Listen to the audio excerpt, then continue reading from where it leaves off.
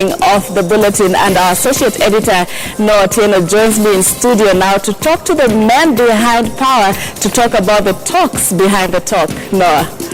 Sharon, tonight I have with me men who've caused other grown men and women to cry real tears when they were denied access to the top dogs in Kenya's political arena. I have with me former aide to Prime Minister Caroli Omondi, now a businessman.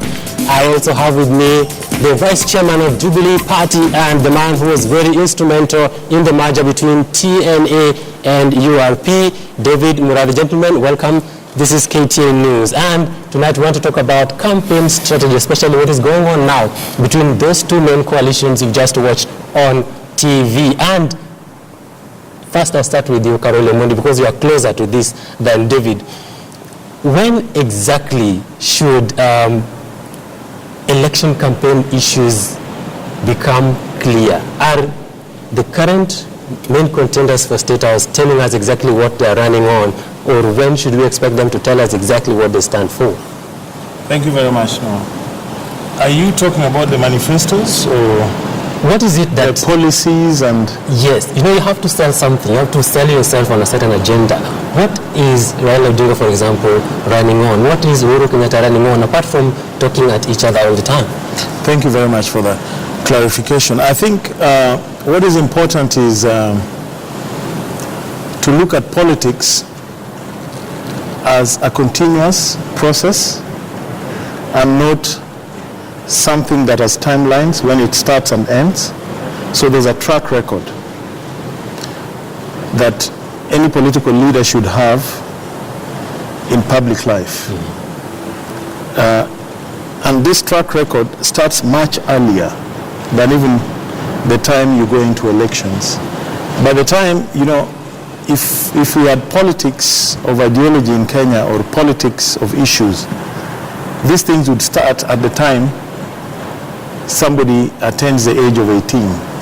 In other words, when you start to have the right to vote, you then pick whether you are a social democrat or whether you are a pure market-oriented person or something like that. And then that ideology would lead you into a political party, and then you pursue it over a period of time. In Kenya today, do you see any ideology in the main coalitions that we have today? What, for example, is the ideology in NASA, or what is the ideology in Jubilee Party that is driving us towards the August election? Let me put it this way. I will not speak for Jubilee. My very able friend David is here. But by the way, he's a founder member of ODM. We were with him when we started ODM. Okay. But let me put it this way. In terms of NASA coming into CORD, into ODM, that progression, we are social democrats. We believe in free markets. We believe in market economy. But we also believe in equity. Equity for people. Equity for everybody. A chance to have a role in life, a chance to participate in political processes, and a chance to claim your role in terms of self-advancement, be it in terms of education, be it in terms of business, be it in terms of social protection. So that as we move along, not too many are left behind.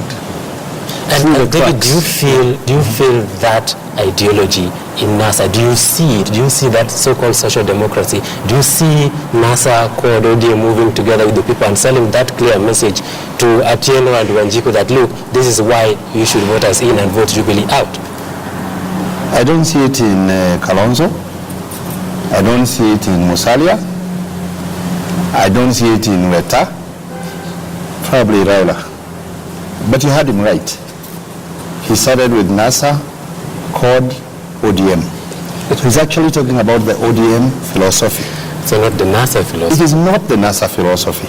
And people here need it not to beat about the bush. What about Jubilee? What is the ideology? Jubilee, apart from ideology and philosophy is represented in its manifesto, which we are implementing, the campaign pledges, the campaign manifesto. Jubilee is for free enterprise. These guys are communists. we believe in creating wealth. They believe in sharing wealth. That's the fundamental difference between Jubilee and NASA. Murathe used to say it. Why do you say communists? He just said it. He said the socialists talked about social. Let me explain. Yes, I talked about social democracy is a synonym to communism. These guys are communists, and they don't believe in creating wealth. They don't believe in work. They believe in government. You know that theory of Serikali's ideas. That's why you find up to now, there are places are still running behind. I'm glad my friend here is different. I'll give let me tell you, this thing it has not started now. There is something called Kenyattaism and Odingaism.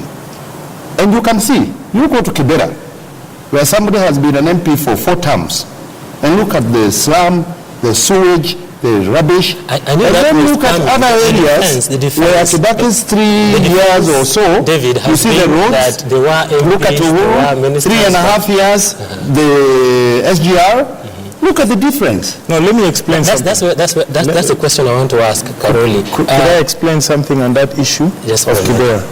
Yes. The issue of slums in urban areas is a function of provision of labor and wages paid and the location of where the workers go to work.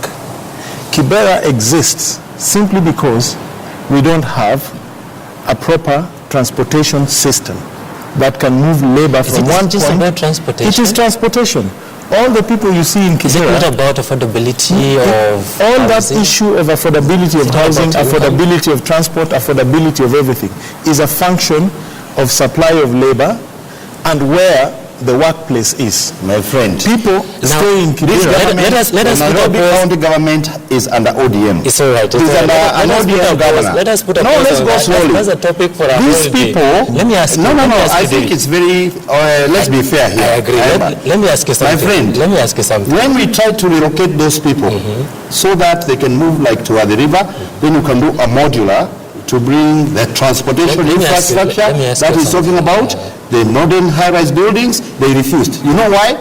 That those are their voters. David, and they are very happy to have it like a tourist attraction. Okay, that's a topic. That's called the biggest slum in Africa. This is an important question that our viewers wanted me to ask the two of you.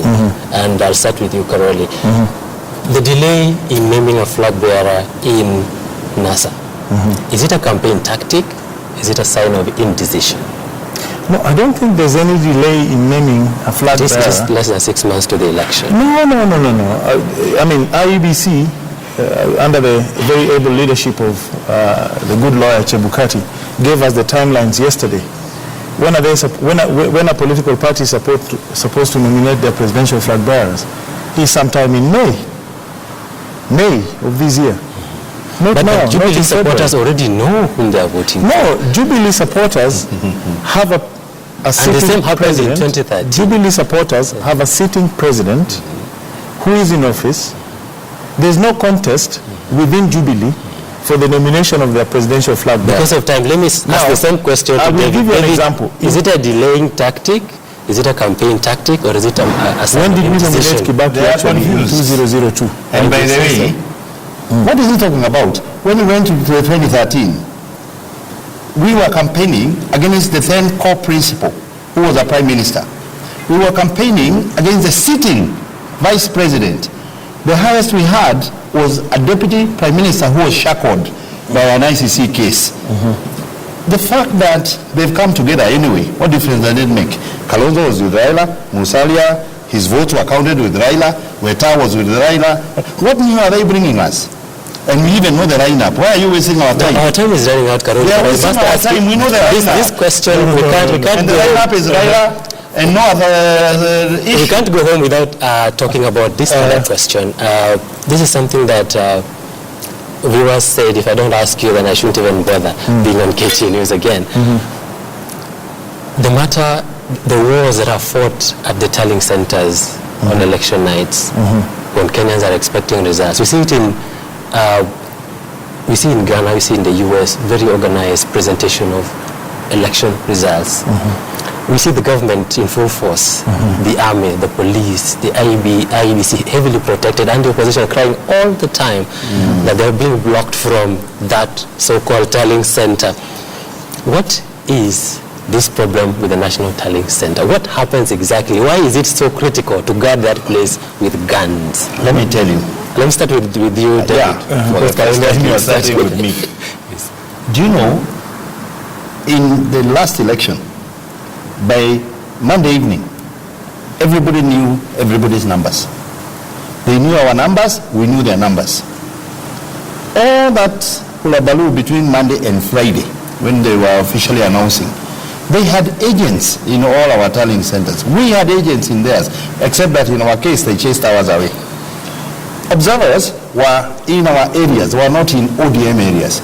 Even now, as we are talking about this voter registration, we have numbers update to date by the day, and they also have. There is no issue about any confusion. Their tallying center, we know, you even know where it's located. They know ours. Caroli, what's your take on this? I think it's just Do we have a national tallying center? Let me put it this way now. The biggest challenge for the Chebukati-led IEBC Commission is to establish a functioning, properly organized tallying center for the first time in the history of elections in the Republic of Kenya. We have never had a tallying center. But the parties have. The parties have. We have individual political parties tallying centers. But those are not official tallying centers. For the forthcoming elections, we want, as NASA, for the first time, to have a proper functioning tallying center. A tallying center works as follows. A tallying center is established. The various presidential candidates nominate their candidates. They sit in there. Every election result that is submitted is supported with documents from every stream of the polling station concerned, submitted to everybody, shared out, looked into, shared with all the political parties, and confirmed before anything is issued. You've been seeing in the last 2-3 elections, those are media briefing centers. Those are not tallying centers. We will conclude this matter. They dispute the fact that we beat them by 850,000 votes in the last one. No, this one we're going to beat them by over 2 million. Last election, nobody got 50 plus 1 in the last elections. That is a fact. Because on that note, gentlemen, let me take us to